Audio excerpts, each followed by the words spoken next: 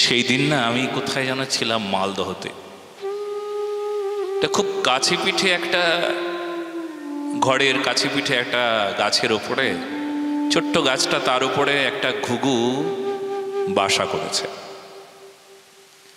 সেই বাসায় কয়েকটা ডিম থেকে বাচ্চাও হয়েছে। ঘুঘুর খুব কাছে গেলেও সেই বাচ্চাকে ছেড়ে চলে যাচ্ছে না, ভয়ে থরথর করছে, কিন্তু বাচ্চাদেরকে ছেড়ে ঘুঘুটা উড়ে চলে যাচ্ছে না। আমি অবাক হয়ে গেলাম। একটা পাখি কখনো কোনো সময় পড়াশোনা করে নাই, ও কখনো কোনো সময় কিছুতে ট্রেনিং নেয় নাই, কেউ ওকে শেখায় নাই। একটা ঘুঘু পাখি, সেও কত ধার্মিক। কেন ধার্মিক বলছেন ওনাকে?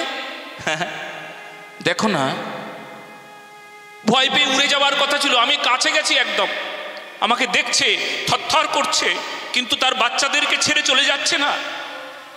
কি আশ্চর্য ব্যাপার!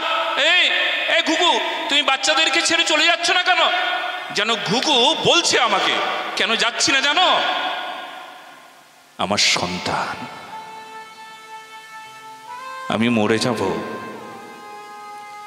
আমি মরে যাব, কিন্তু আমার সন্তানদেরকে বাঁচানোর চেষ্টায়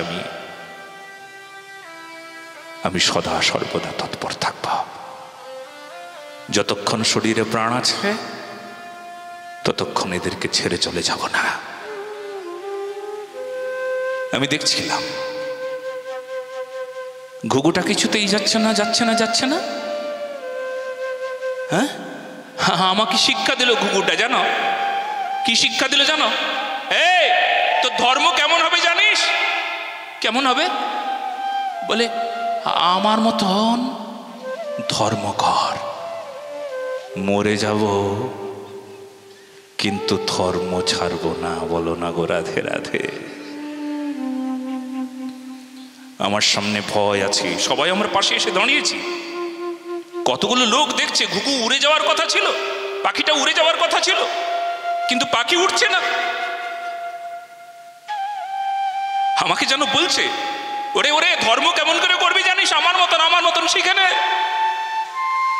তোর ভয় নাই, মরে যা, কিন্তু তবুও ধর্ম ছাড়বি না।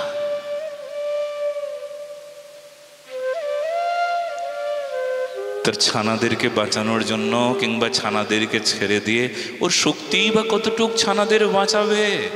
কেউ যদি আঘাত করে তাহলে তো মরেই যাবে, ছানারাও মরে যাবে, কিন্তু ছানাদের বুকে জড়িয়ে ধরে রেখে দিয়েছে। আর ঠিক এই শিক্ষাটা দিচ্ছে, এমন করেই ধর্ম বুকে করে রেখে দিতে হয় রে।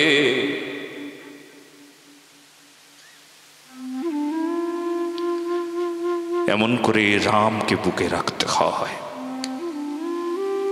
এমন করে শ্যামকে বুকে রাখতে হয়, এমন করে ধর্মকে বুকে রাখতে হয়, এমন করে গুরু আজ্ঞাকে হৃদয়ে ধারণ করতে হয়। গুরুদেব এই আজ্ঞা দিয়েছে, বাস মরে যাব, তাও আজ্ঞা প্রতিপালন করব।